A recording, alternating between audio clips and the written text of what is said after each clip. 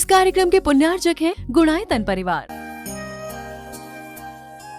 गुणायतन परिवार द्वारा भोपाल में बड़ी सार्थक पहल की गई है, जिसमें बच्चों को संस्कार युक्त और गुणवत्तापूर्ण शिक्षा देने का मौका मिल रहा है। ये बच्चों की व्यवस्था की गई है, जिसमें 6वीं 7वीं के बच्चे इस साल लिए जाएंगे और 11वीं 12वीं और सीए फाउंडेशन के बच्चों को यहाँ रखा जाएगा। ये मेधावी छात्रों को प्रावीण्य के आधार पर उसे प्रविष्टि मिलेगी। पूरे देश भर से प्रविष्टि आएगी। प्रत्येक कक्षा में मात्र 30-30 बच्चों का ही चयन होगा और चयनित बच्चे वे होंगे जो अपनी प्रतिभा के बल पर चुने जाएंगे और उनको एक प्रकार की स्कॉलरशिप दी जाएगी। ये छात्रवृत्ति के तहत पढ़ेंगे। गुणायतन के समाज कल्याण की दिशा में एक बहुत अच्छी पहल है और ये सार्थक पहल है। इसकी शुरुआत भोपाल से हो रही है। ये भोपाल वालों के लिए बहुत गौरव का विषय है। इसके लिए गुणायतन के साथ विद्यासागर इंस्टीट्यूट और सेज और एपीटी, इन तीनों को भी मैं बहुत बहुत आशीर्वाद देता हूँ।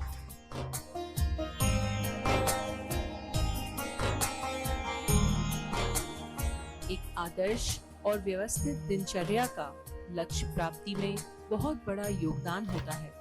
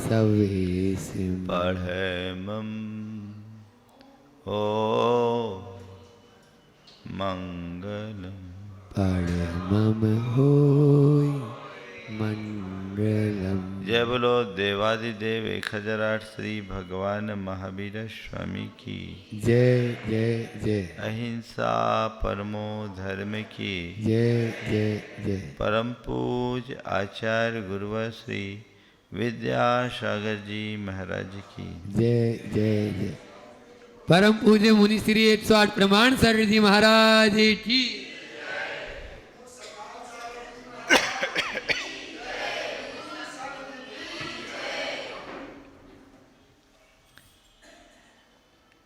जीवन में 4 चीजें अत्यंत दुर्लभ है।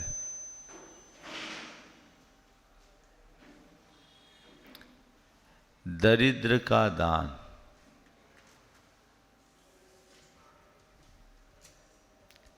समर्थ की क्षमा,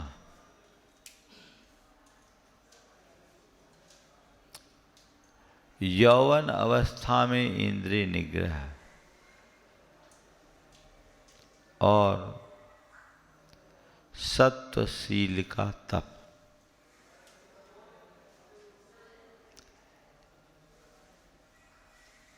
ये बहुत दुर्लभ है। दरिद्र व्यक्ति दान दे, ये बहुत कठिन होता है। लेकिन अगर कोई दरिद्र व्यक्ति दान कर देता है तो जन्म जन्म का दारिद्र्य दूर कर देता है।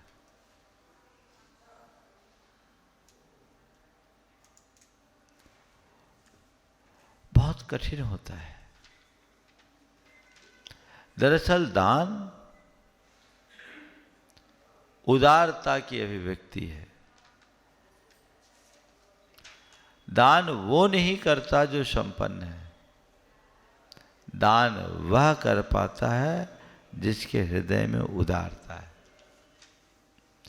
जो आर्थिक रूप से दरिद्र है वो कदाचित दान कर देगा, लेकिन जो वैचारिक रूप से दरिद्र है वो तो सपने में भी दान नहीं कर पाता।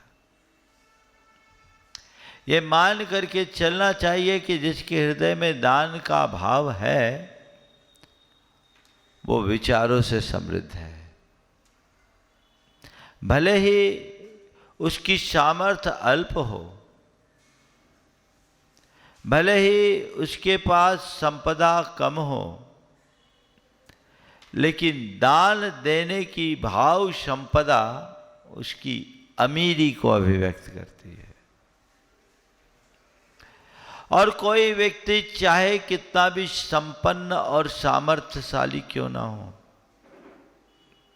यदि उसके मन में दान देने का भाव नहीं है तो ये मान करके चलना वो व्यक्ति वैचारिक कृपणता से ग्रसित है और महादरिद्रता को भोग रहा है। तो दानम दरिद्रस्य प्रभुश्च शांति शांति। दरिद्र व्यक्ति का दान बहुत कठिन, लेकिन यदि कोई दरिद्र व्यक्ति दान करता है तो उसका प्रभाव असाधारण पड़ता है। हमने अनेक लोगों के जीवन में ऐसा देखा है जिनका जीवन घोर दारिद्र्य और विपदा के साथ बीता, लेकिन उनके जीवन में जुड़े दान ने पूरे जीवन का अध्याय बदल दिया। आज जिनके पास कभी कुछ नहीं था, आज समृद्धि के शिखर पर पहुंच गए। मैं आपको एक प्रसंग बताऊंगा। सन 2009 में सम्मेद शिखर जी में हमारा प्रवास था, चातुर्मास चल रहा था। 10 लक्षण में शिविर लगा। शिविर में बहुत सारे लोग आए, सबने अपने अपनी शक्ति के अनुसार गुणायतन में दान दिया। वहाँ कुछ बहनें भोजन बनाने के लिए आई थी 16 का। 10 लक्षण में तो सब 16 का चलता है। बुंदेलखंड की बहनें आई, उन लोगों ने भी दान दिया। 1100 रुपया में लोगों ने शिलाएं रखी। उसमें एक महिला ऐसी थी जिसने अपना भाव व्यक्त किया कि मेरे पास 1100 रुपये भी नहीं कि मैं दान दे सकूं, पर मेरी इच्छा है कि मैं एक शिला रखूं, तो मेरे पास दान के लिए पैसे नहीं है। मेरी ये 2 पायल है, मैं इसका दान देना चाहती हूँ। उस समय चांदी सस्ती थी, 2 पायल की क्या कीमत होगी। जब मेरे पास ये प्रस्ताव आया, मैंने कहा इसका दान ही स्वीकार मत करो, इसके दान के साथ इसका अभिनंदन भी करो। मंच पर बुला करके हमने सम्मान कराया और ये कहा कि सवाल इनके दान की मात्रा का नहीं है, सवाल इनकी दान की भावना का है। अल्प सामर्थ्य हो करके भी अधिक दान बड़े बड़े दानियों को भी आश्चर्य में डाल देती। बंधुओं, 2009 और आज 2025 है। उस महिला ने, जिसके पति बीमार रहते थे, अब इसी तरह खाना वगैरह बना के वो अपना गुजर बसर करती थी, अपने बेटे को पढ़ाती थी।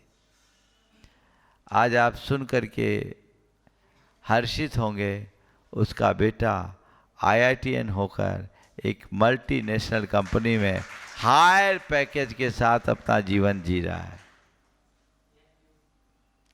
वो बोलती, महाराज मेरे वो दिन का दान मेरे जीवन का उत्थान कर गया। मुझे नहीं मालूम ये बदलाव क्यों आया, पर मैं इतना जरूर जानता हूँ, जिसके हृदय में उदारता भरी होती है उसका जीवनोत्थान अवश्य होता है। दानम दरिद्रस्य,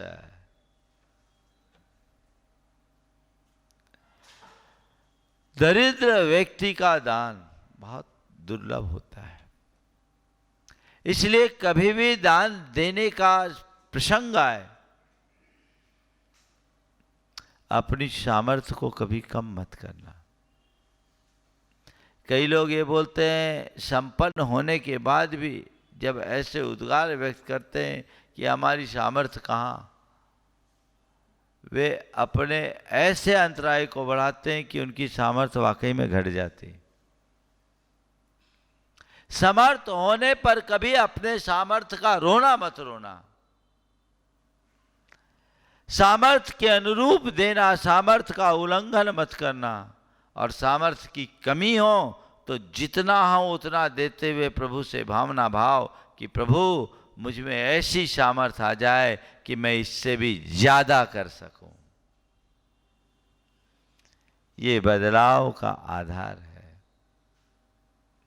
दूसरा है समर्थ होने पर क्षमा, प्रभुस्य शांति शांति।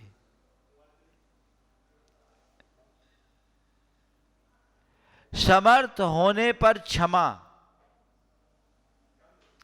जहां हम कमजोर पड़ते हैं वहां तो चीजों को फिर भी बर्दाश्त कर लेते हैं, लेकिन जहां हम शक्ति संपन्न है वहां अगर किसी का कोई दुर्व्यवहार हो उसे हम क्षमा करें तो ये बड़ी उपलब्धि है।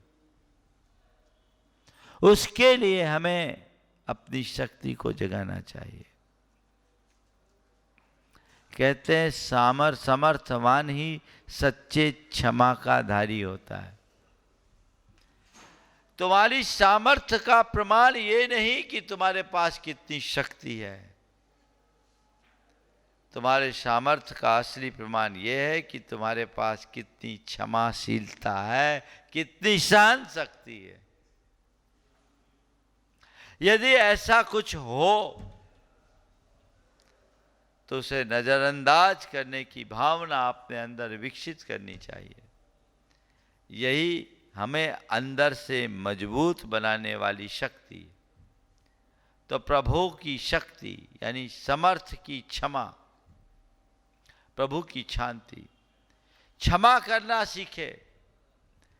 गलती करने वाला बड़ा नहीं है, गलती को माफ करने वाला बड़ा होता है। और जो समर्थ होते हैं वो और व्यक्तियों की कमियों को इसी मनोभाव से नजरअंदाज कर अपने जीवन को ऊंचा उठा लेते हैं। तीसरी बात, तारुण्य अवस्था में इंद्रियों का निग्रह। तरुण अवस्था में इंद्रियों का निग्रह। यौवने इंद्रिय निग्रहम दुष्करम। यौवन अवस्था में इंद्रियों का नियंत्रण बहुत दुष्कर है, क्योंकि उस अवस्था में इंद्रियों का उन्माद प्रकट होता है। लेकिन जिसके हृदय में वैराग होता है वो भरी जवानी में अपने आप पर नियंत्रण रखने की क्षमता कर लेता है। और जो ऐसा इंद्रिय निग्रह करता है उसके जीवन की चमक ही अलग हो जाती है। इंद्रियों को वशीभूत करना, इंद्रियों को वश में करना नितांत आवश्यक है। जब तक हमारी वैसी दृष्टि नहीं होगी, जीवन की धारा परिवर्तित नहीं हो सकती। उसके लिए अपने मन में उत्साह होना चाहिए। कई बार लोग बोलते हैं अभी तो हमारी जवानी, अभी करने की क्या ज़रूरत। भैया अभी करोगे तभी मज़ा है, बाद में तो करने ही लायक नहीं बचोगे। और चौथी बात है सत्व रहते तप। प्राय लोग तप करने की बात सोचते हैं, जब उनका सत्व खत्म हो जाता है तब कहते हैं अब हम क्या करें, अब तो हमारी उम्र ही नहीं बची। जब उम्र थी तब कहा जाए तो कहते थे अभी हमारी उम्र कहाँ, जवानी में उम्र कहाँ और बुढ़ापे में अब हमारी उम्र कहाँ बची। ऐसे लोग अपने जीवन में कभी कुछ भी हासिल नहीं कर सकते। तो अपने अंदर ऐसी दृष्टि विकसित करें जो हमारे जीवन में करने योग्य हो जाए और जीवन को अच्छा करके अच्छा बनाने में समर्थ बना सके। वो प्रयत्न और पुरुषार्थ अपने अंदर जगाना चाहिए। जब तक हम अपने जीवन में कुछ अलग नहीं करेंगे, अलग नहीं घटेगा। अगर हमें असाधारण चाहिए तो हमें असाधारण करना पड़ेगा। जब हम ऐसी दृष्टि को विकसित करते हैं तो हमारा जीवन सुनिश्चित रूप से समृद्ध होता है, सुधर सकता है। हम अपने जीवन को आगे बढ़ाने में समर्थ हो सकते हैं। आप लोग धर्म कर रहे हो, बस करते आ रहे हो इसलिए कर रहे हो। मोक्ष की बातें करते हो, मोक्ष वोक्ष से कोई वास्ता नहीं है, तुम्हें कोई लेना ही देना नहीं है। क्योंकि अभी बंधन की ही समझ नहीं तो मुक्ति का प्रयास क्या होगा। लगा है कि बंधन है। छाया की ओर वही जाता है जिसे भूख धूप में आकुलता का एहसास होता है। जिसे धूप सुहा रही हो भला छाया में क्यों जाएगा। जिसे संसार में ही रस आ रहा है वो मुक्ति का प्रयास क्या करेगा। और अभी तक तो यही हुआ है ना। और विचित्रता, जानते हुए, देखते हुए, महसूस करते हुए, अनुभव करते हुए भी वही काम, वही प्रयास। इसी का नाम मोह है। जो जान करके भी अनजान बना दे वह मोह है। जो चीजों को स्वीकारने न दे वह मोह है। और मोक्ष क्या है। इस मोह का हनन ही मोक्ष है। मोह का क्षय मोक्ष है। वस्तु स्वरूप को पहचानने की कोशिश करे, मोह हमें वस्तु स्वरूप को जानने नहीं देता। यह हमें बुरी तरह उलझा के रखता है।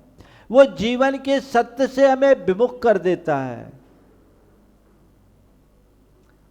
आज यदि हम थोड़े पल के लिए विचार करें कि हम इस 4 गति और 84 लाख योनि वाले संसार में अनादि से किस भांति भटकते आए हैं और कितने कितने प्रकार के दुखों के पात्र बने हैं, तो अंदर से सिहरन उठेगी।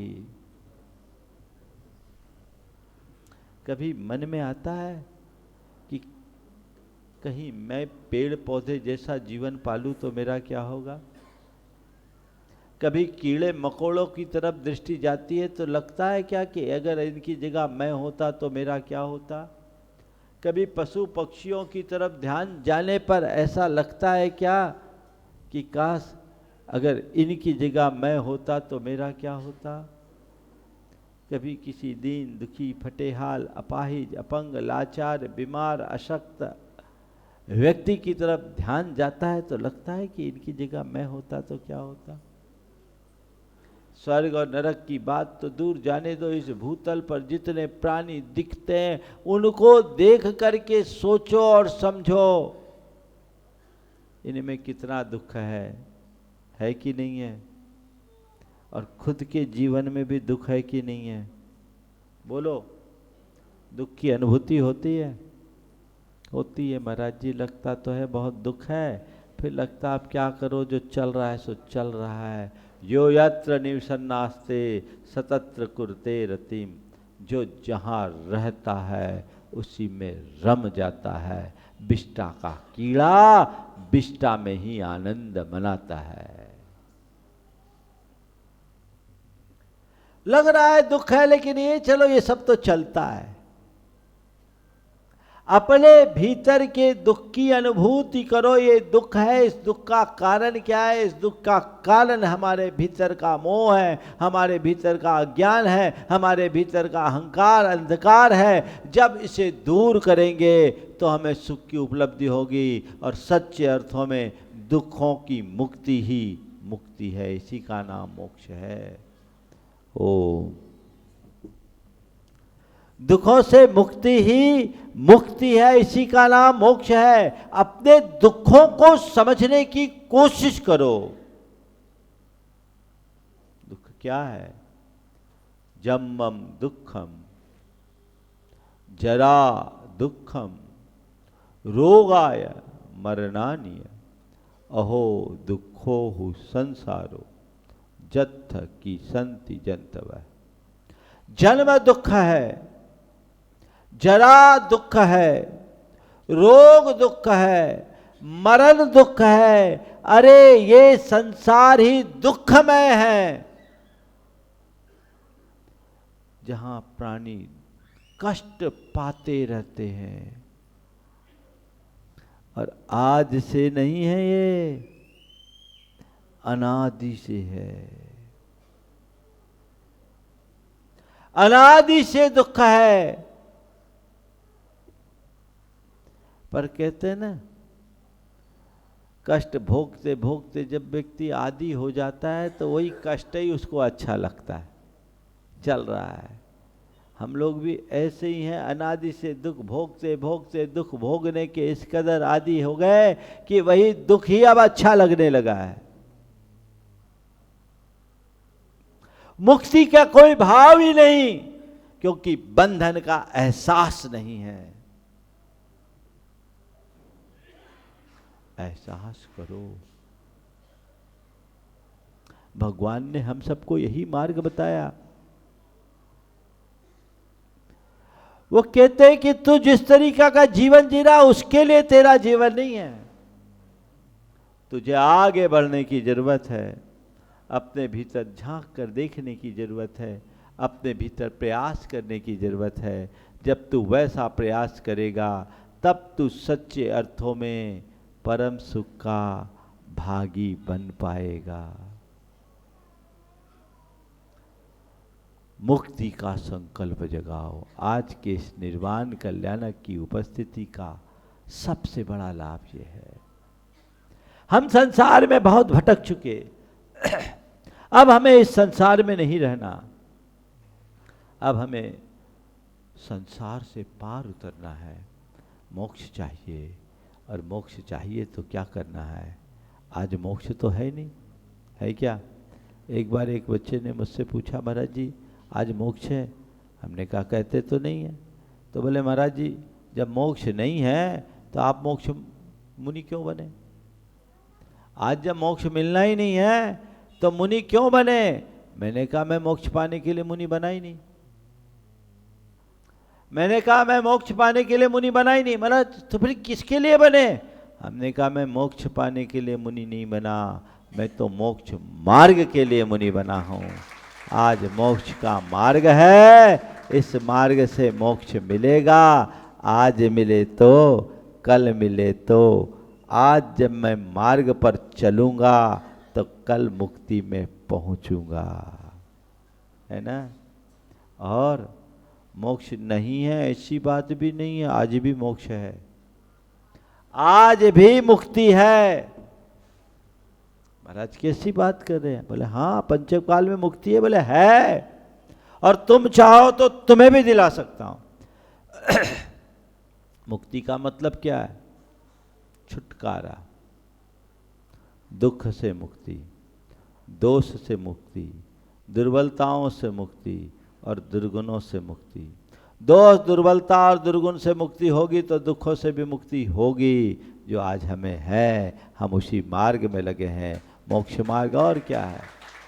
दोषों को दूर करने का मार्ग, दुर्बलताओं को दूर करने का मार्ग, दुर्गुणों को मिटाने का मार्ग, दुखों को खत्म करने का मार्ग है। और यही एक मार्ग है जिस दिन पूरी तरह हो जाएंगे हम मोक्ष के अधिकारी हो जाएंगे। एकाएक मोक्ष नहीं मिलता, शुरुआत करो आज से।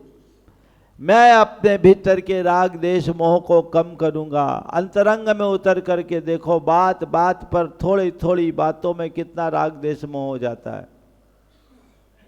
अर्थहीन बातों में हम उलझकर अपनी शक्ति को कितना बर्बाद कर देते हैं।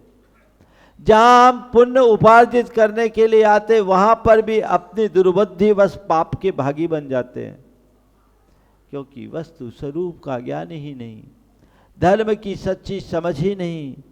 जब तक वस्तु स्वरूप को हम ठीक तरीके से नहीं जानेंगे, अपने आत्मा के बारे में नहीं पहचानेंगे, मुक्ति का कोई सुख नहीं मिलने वाला।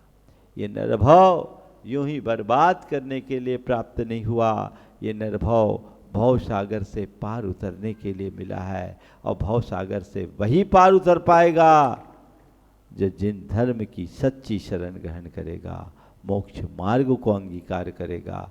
हर व्यक्ति को ये चाहिए आत्मा के बोध के साथ मोक्ष मार्ग में आगे बढ़े। राग देश मोह को समाप्त करना ही हमारा धर्म है, यही हमारा लक्ष्य होना चाहिए। उससे मुझे मुक्त होना है और उस मार्ग पर मैं जितना आगे बढ़ सकूं बढ़ने का प्रयत्न और पुरुषार्थ करना है। संसार में तो मैं बहुत अनुरक्त रहा हूं, अब मुझे परमार्थ के मार्ग में लगने का पुरुषार्थ करना है। ऐसा दृष्टिकोण जब मन में जग जाए तो सारा काम बन जाए। बाकी तो जाने और जान करके भी अनजान हो जाए तो गड़बड़ है। सांसारिक गोरख धंधों में जब तक उलझे रहेंगे तब तक मुक्ति की केवल बातें होगी, मुक्ति जैसी कोई अनुभूति घटित नहीं हो सकती।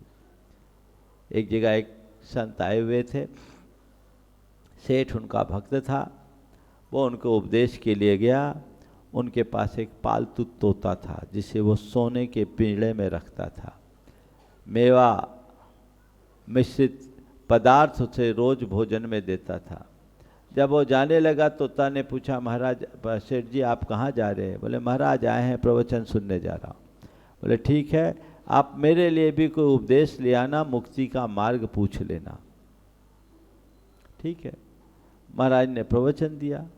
प्रवचन सुनने के बाद जब उठने लगा तो उसे याद आई तोते की कि महाराज हमारा एक बड़ा पालतू तोता है, बहुत अच्छा है, और उसने निवेदन किया है कि मेरे लिए भी कोई उपदेश ले आना। उसने पूछा मुक्ति का मार्ग क्या है? महाराज ने कहा उसके कहो सो जाओ, उससे कहो सो जाओ। सेठ आया, उसने आतुरता से पूछा महाराज क्या है? बोले महाराज ने ये कहा सो जाओ। बोले अच्छा सो जाओ, ठीक। जैसे ही कहा सो जाओ वो फड़फड़ाकर वहीं गिर गया, अचेत हो गया। सेठ को लगा मुनियों के वचनों से तो मरता भी बच जाता है, ये कैसा हो गया कि मैंने उससे बोला और ये मर गया, हिलाया डुलाया, वो हिले डुले नहीं। सेठ ने पिंजरा खोला, बोला भाई अब इसका अंतिम संस्कार करने की तैयारी करो।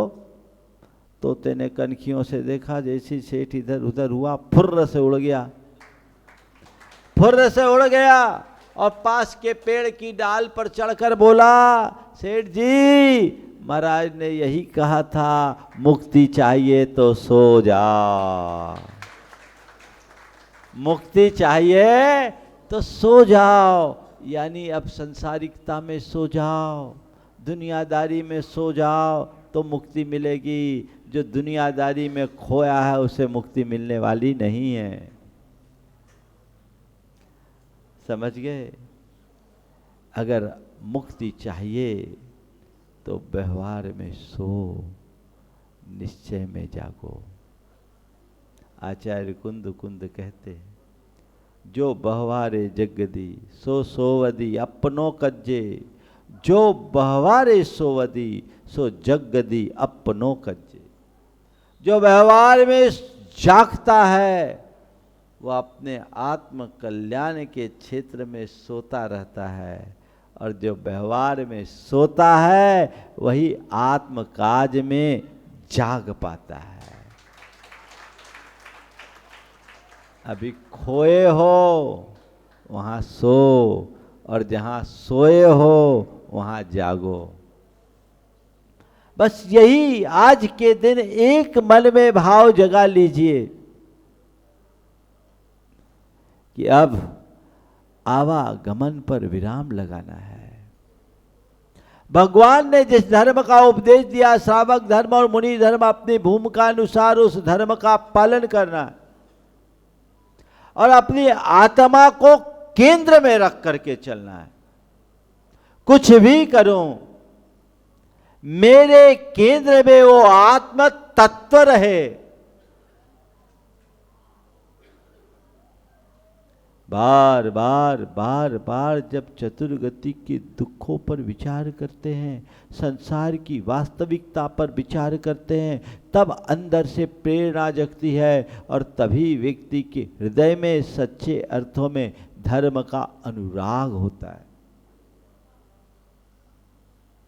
हमारे यहाँ शास्त्रों में लिखा कि धर्मानुराग बढ़ाए रखने के लिए संसार की वास्तविकता का चिंतन करो।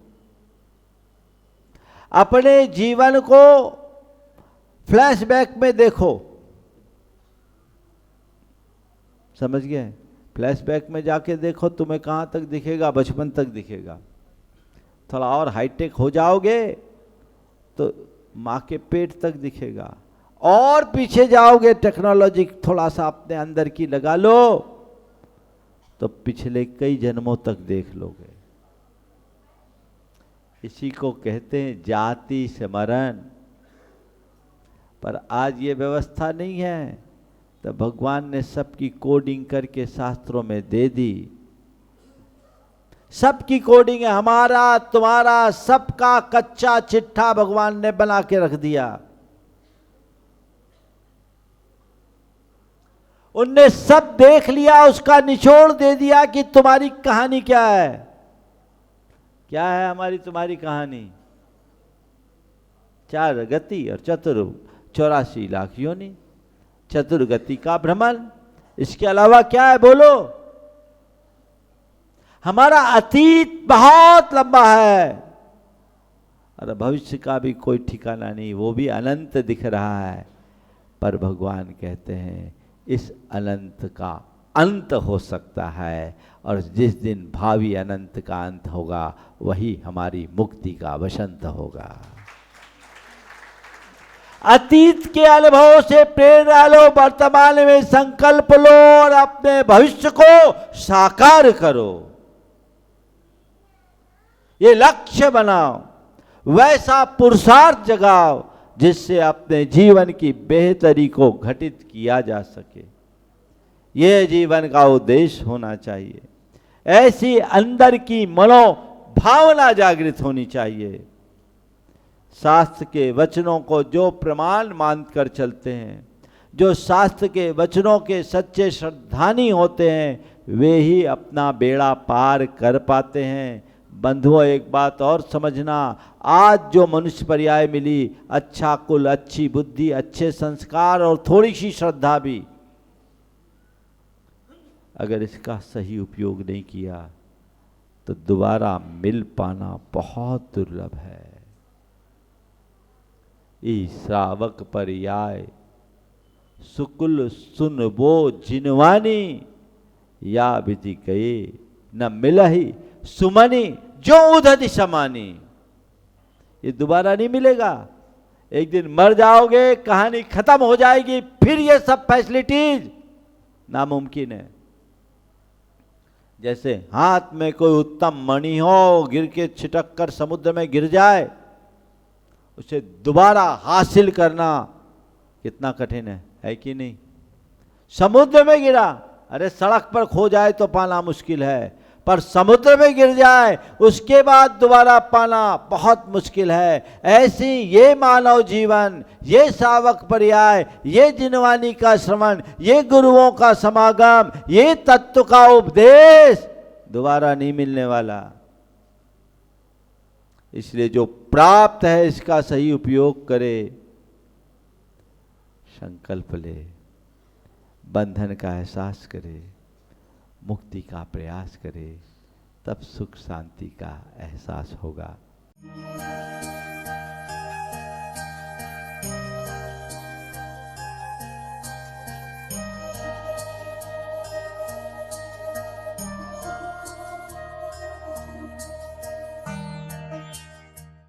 इस कार्यक्रम के पुण्यार्जक हैं गुणायतन परिवार।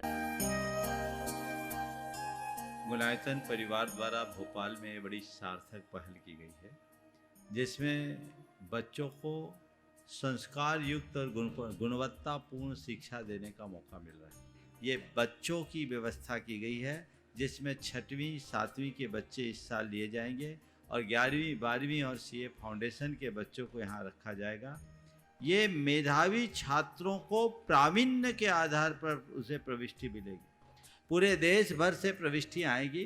प्रत्येक कक्षा में मात्र 30-30 बच्चों का ही चयन होगा और चयनित बच्चे वे होंगे जो अपनी प्रतिभा के बल पर चुने जाएंगे और उनको एक प्रकार की स्कॉलरशिप दी जाएगी। ये छात्रवृत्ति के तहत पढ़ेंगे। गुणायतन के समाज कल्याण की दिशा में एक बहुत अच्छी पहल है और ये सार्थक पहल है। इसकी शुरुआत भोपाल से हो रही है। ये भोपाल वालों के लिए बहुत गौरव का विषय है। इसके लिए गुणायतन के साथ विद्यासागर इंस्टीट्यूट और सेज और एपीटी, इन तीनों को भी मैं बहुत बहुत आशीर्वाद देता हूँ।